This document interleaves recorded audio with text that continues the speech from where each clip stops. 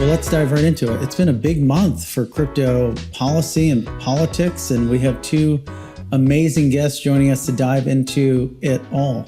Amazing guests. Amazing guests, Anthony Scaramucci and Kristin Smith. So let's just dive right into the meat. I think all of our listeners have a fair bit of context, right? ETH ETF was huge, surprise win for the crypto industry. Also, the House passed that market structure bill, and we saw tons of Democrats come over to the other side to make that happen. I think it was 74. Kristin can correct me on the numbers. 71. 71. Okay, so I was fairly close. To what extent, let's just get right into it, was the former president's sort of full throttle embrace of crypto behind this sort of almost across the aisle momentum towards crypto these past few weeks? I feel like it all kicked off in a weird way when he was at that Florida event talking about how much he loved crypto, and then everything changed.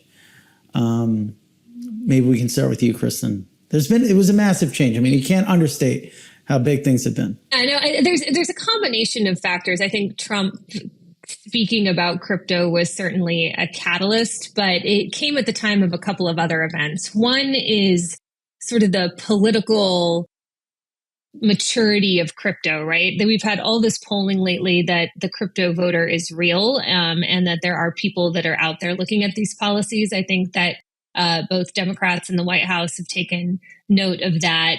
We've also had a lot of engagement from the political industry through its super PAC, which I think is, caught the attention of those running for election. So I think it's sort of a combination of the political power, Trump stepping in, and then more importantly, this coincided with opportunities for members of Congress to get on the record, right? It started out with SAB 121, which is the accounting rule repeal. There was a vote in the House that picked up some Democrats. It gained steam in the Senate and picked up the Majority Leader Schumer.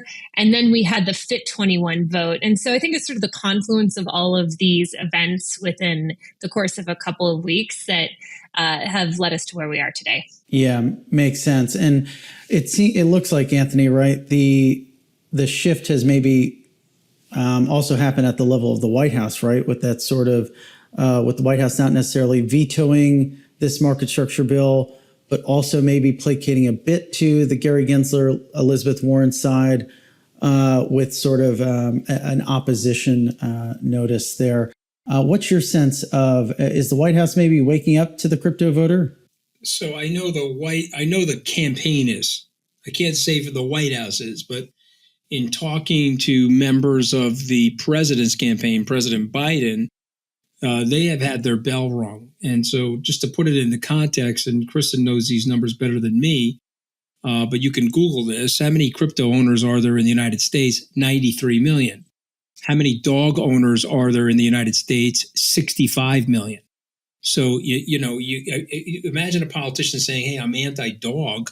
Okay, I don't understand how that's going to help them. And so what I would submit back to the Biden camp is look at a Nash game theory analysis, take a Venn diagram. Am I losing voters being pro-crypto? And I think the answer is resoundingly no. Am I losing voters being anti-crypto? I think that answer is yes, as evidenced by what Kristin just said. So I think it's an obvious position. If you are a political consultant, a campaign manager, or strategist, why go so hard at crypto when you know the rest of the Western world is embracing it? You know there's ETPs in Europe, ETFs in Canada. The United Kingdom through Sunak has said that they want London to be a hub for cryptocurrencies and the blockchain. Why are we going so hard at it and so negatively? And so, I'm hoping, and, listen, President Trump, you can like President Trump or you can dislike President Trump. And I have shared my opinion very vocally. But to say that he doesn't have very good political instincts would be to underestimate President Trump. This man went from a reality television star and a real estate developer in New York 18 short months later to the American presidency, knocking out, multiple decade-long career politicians with reasonably good to very good resumes. And so he's no dummy. He's telling you something that the zeitgeist wants crypto. And I'll just finish with this last thought, and Kristin knows this as well. Nobody wanted Uber. No politician, no regulator, no taxi commission. Nobody wanted Uber, and they did their very best to block Uber from being Uber.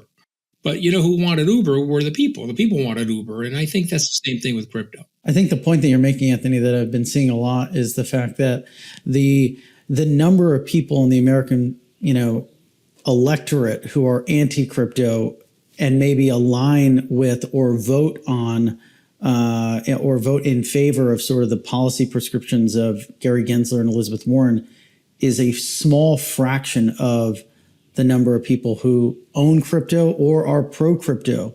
So it raises an interesting question, which is why then is the Biden White House still sort of taking this approach of, kind of lambasting crypto people as, rich, wealthy executives and still sort of, finding somewhat of a home. Maybe it's a vacation home, not their main residence in this camp. And it's a leading question and maybe unfair, but I'll let Kristin weigh in. Yeah. Well, I think, is that fair? I think it is a fair question. And I think there's good reasons for it, right? I mean, if you look at what happened in the marketplace with FTX, with Three Arrows Capital, with Terra Luna, there were a lot of really bad headlines around the crypto industry over the past couple of years, right? Crypto was clearly in the penalty box for a while. It wasn't perceived as something that was maybe even going to survive, let alone something that had good uses. I mean, if you looked at the Wall Street Journal or the New York Times every day, the headlines were terrible. But what happened in the past 6 months is we've actually emerged from that really bad period of time, and we've come out strong. The organizations in this space that are working on policy have really developed. We didn't have Stand With Crypto, for example, that has over 700,000 grassroots activists signed up to call their members of Congress when an opportunity arises. That group wasn't here a couple of years ago. We didn't have the Fair Shake Super PAC a couple of years ago. The Blockchain Association was here, but we were a lot smaller than we were today, right?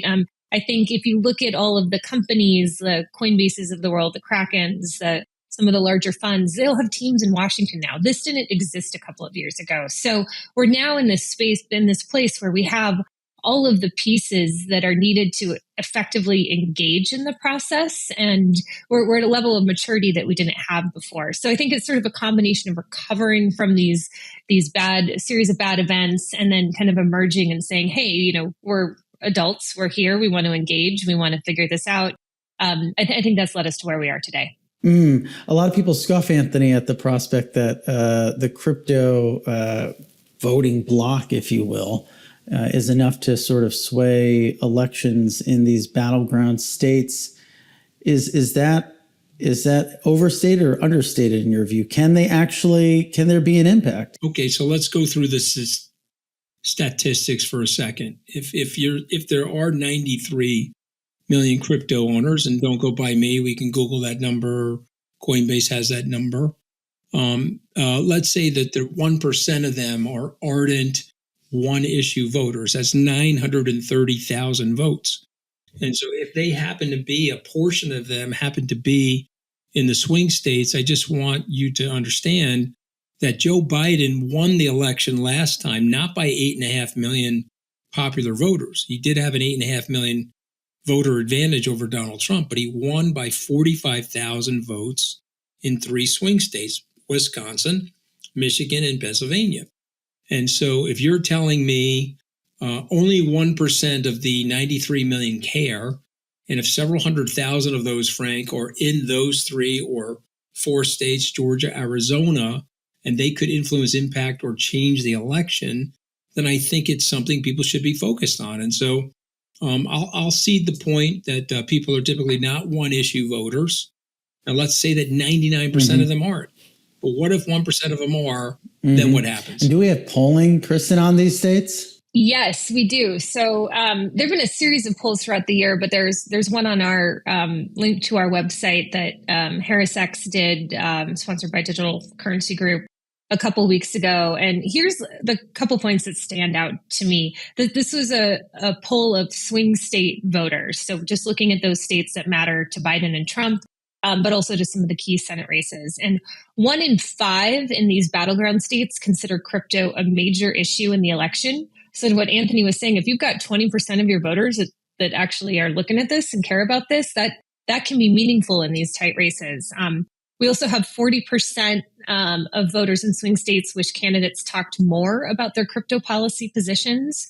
And 48% agree with the statement, I don't trust candidates who interfere with crypto. So, these may not sound like large, overwhelming numbers, but if you put them in the context of a few thousand votes making a difference either way, it goes back to what Anthony was saying. It just doesn't politically, you don't get anything from being anti-crypto.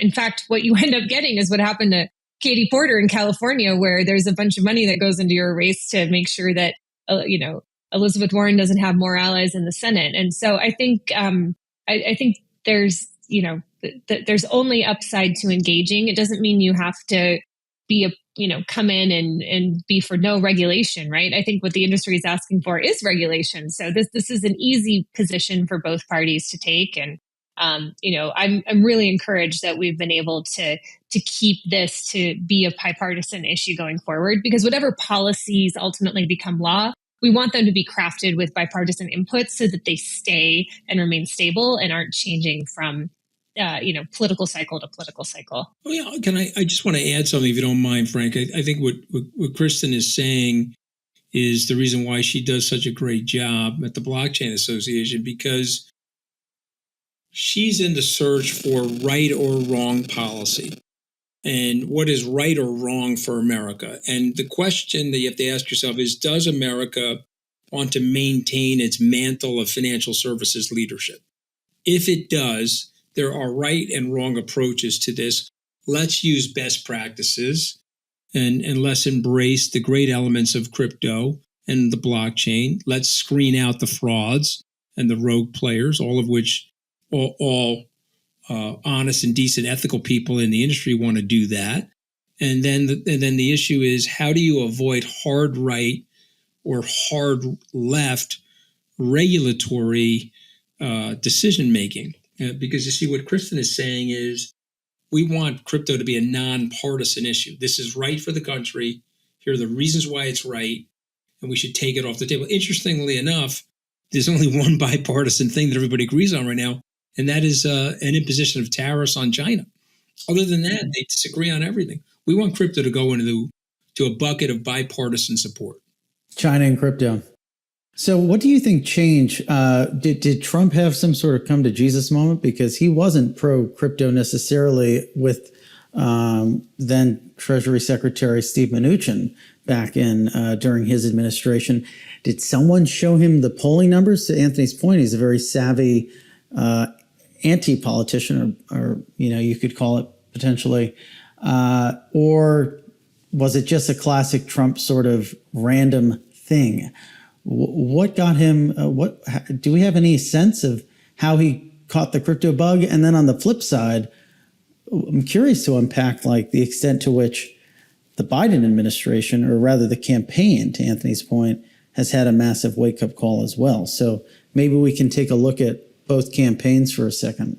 Yeah, I mean, I think it's hard to know exactly what it is that got to Trump, but both he and Melania have been participating in the NFT marketplace for some time. And so I think that was actually his sort of foray into the crypto space. And I do think, most people I know can evolve their positions with new information. I think, Trump a couple of years ago didn't have a whole lot of input on crypto. The industry was not as sophisticated as it is today. And, over time, he's learned, he's grown. Like that is a sort of a human thing. And so I think it's natural for him to evolve his position. But I have to imagine that he saw the polling, he saw the political opportunity, and that this was something that he could speak out about. But yeah, I think people are allowed to evolve their positions, or if they weren't, then I wouldn't be a lobbyist and I wouldn't be in this industry, right? That is what we do. We try to get people educated to the point where they can make changes, and hopefully we can do that with Biden as well. Yeah, I mean, listen, I don't think there's anything more I can amplify, but I do think Vivek Ramaswamy and Ryan Selkis and those guys did have an impact on Trump. They went to see him, and he wants to win. Like or dislike Donald Trump. Donald Trump likes winning, and he wants to win. Somebody once told me that his presidential campaign in 2016 was an exercise in publicity, and he didn't want to win. I'm like, okay, guys, you weren't on the campaign. This guy was hustling. Okay, he was running through the tape. Secretary Clinton did not show up in Wisconsin one time after the convention. He went there 11 times. Okay, so the guy wants to win. He sees this, and he says, okay, young people like this. This is good for the country. It's good for American business.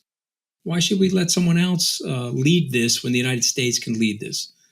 And by the way, Kristin's a much more polite person than me. She's more diplomatic, which is why she's successful at her job. But I'm not polite when it comes to Elizabeth Warren, by the way. That's leading us in the realm of crypto. She doesn't even understand it. I know. And she doesn't want to understand it. She will not sit down. She won't even sit down with industry leaders.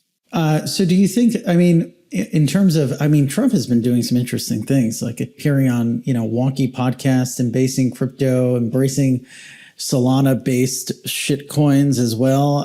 He's definitely taking he's approaching this election with a different playbook almost, it seems. But is Biden being, crafty enough, I guess, in this go around?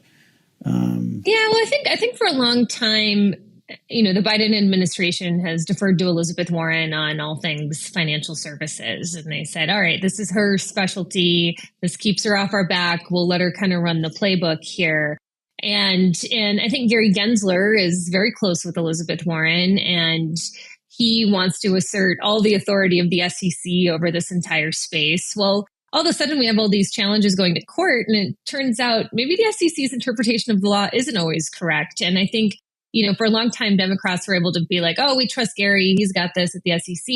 Now they realize, oh, wait, we don't have this. And moreover, this is causing an actual political issue for us. And so I think the Biden White House is slowly waking up to this. I think the fact that they, when the FIT 21 market structure bill was headed to a vote on the House floor, they did not issue a veto threat, I think, which is positive. And they did have some language about working to get bipartisan legislation done. That's actually a pretty substantial policy shift than we've seen from them in the past. And so I do think there's hope there. I think the challenge we have is that when you have something like a whole administration, right, you've got thousands of people across all of these agencies, it's like turning a giant ship. You can't just pivot it around and go another direction. And it starts with the campaign, and then it gets into the White House, and then it trickles down to the agencies. And there will be different people involved, different decision makers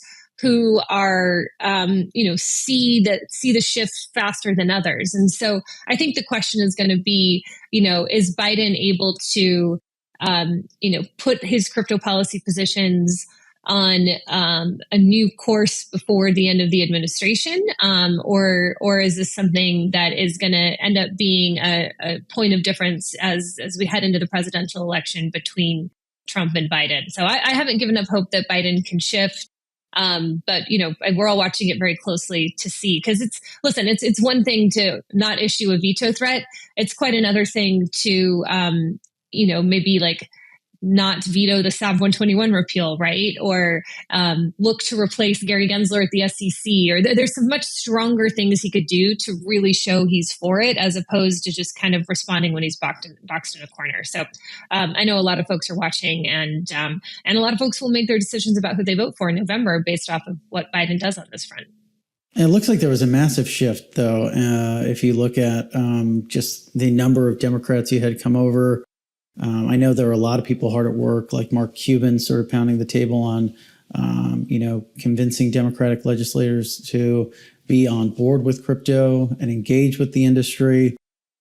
It looks like they're almost scared, right, about the impact that this could have on the election, given how quick that ship did turn over the past few weeks. ETH approval just seems like a complete about face 180 move. So I'm curious to see if more will follow. What advice, Anthony, would you give to the Biden White House right now, or to the campaign? Well, I've been very consistent. I've been telling them that if they don't come out with a more pro-crypto stance and they don't favor legislation that allows for the industry to grow in the United States, be prepared to be surprised in the polling. And so that's my advice. And again, I've used those statistics, which I think are very telling. 93 million. I'd say 99% of them don't care, but if 1% of them do, and they're in the wrong states, you're in trouble, and they're not just in New York, those people, Or California. Yeah.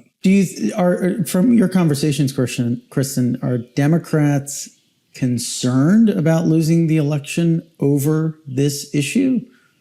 Or where does it fall on the list of issues? I think there's a combination of issues, right? I think there was a Politico headline this week that people close to Biden are panicking right now in Washington, right? I think there's a lot of things going on, and it comes down to what can you do on the margins to try to pick up votes, and this is just one of those issues that now needs to be taken into consideration. But no, across the board, we've seen a lot more Democratic offices reach out in the past couple of weeks leading up to the votes and post votes that want to learn more and want to get involved. So I think we've turned a corner. I've sort of been using this analogy though, like we've sort of gotten to the base camp of Mount Everest. Like we still actually need to climb to the summit of Mount Everest. Like we have a lot of work that needs to be done. And these votes were really the first opportunity where we've had the full House and Senate, be forced to make a decision, yes or no, on crypto. And so this is the beginning, I think, of a long journey. We still have a lot of work to do on the legislative front. We have a lot of work to do with regulators, but at least now we can actually have the conversations in a way where the dialogue is productive and we can get, a seat at the table. Whereas before it was a little bit of a struggle to have the level of conversation that we need to have to get to the point where we can actually get a new bill enacted into law. Frank, when you run for office, I want to make sure Kristin's on your campaign team. Okay. See that messaging? I'll see what I can do. Yeah, that you was see fantastic. How pristine that messaging is? Yeah. Just make sure she's on your campaign team, okay? We'll start knocking doors in New Jersey. She's on my team, and I'm not even campaigning for anything, Yet we're going to get you to run for something, Anthony. Not yet. No. God forbid. Don't wish that on me. You like me too much. Don't wish that on me. What would that be? New York second, I guess? No. We're not running for anything, Frank. You know what I'm running for? I'm running for re-election in my marriage, Frank, okay? As far as I know, my wife has like term limits and shit. You got to be very careful in these marriages, Frank. Yeah, well, hopefully you'll be okay. The polling's not looking great. I think I saw something on prediction markets with Trump ahead 15% to Biden. Those are in obviously betting markets, so it stands to reason that they're thinking about something. I view crypto as sort of like Trump's almost women's health issue for the Democrats, right? In a sense, I don't know if it's the same number of people per se, but that's a good point. But if you think about it, right, like the Democrats really have ownership of that issue about which a lot of people are passionate, and about which folks view the other side as being super anti and draconian on. Obviously, I wouldn't compare those things as being similar, just in terms of maybe the number of political energy behind them. But anyway, with that being said, thank you guys for joining. I think this was a great little segment for folks to get caught up to speed on everything that's happening. Where can maybe people learn more or engage with you guys? Well, I'll start. I'm at Scaramucci on Twitter, and I'll let Kristin say. You can find me on X at Scaramucci. Go ahead, Kristin. I want you to finish it out. Yeah, I'm on X. I'm working on saying X and not Twitter. It's at KM Smith DC, and you can find out more about the Blockchain Association at theblockchainassociation.org. Awesome. Thank you both.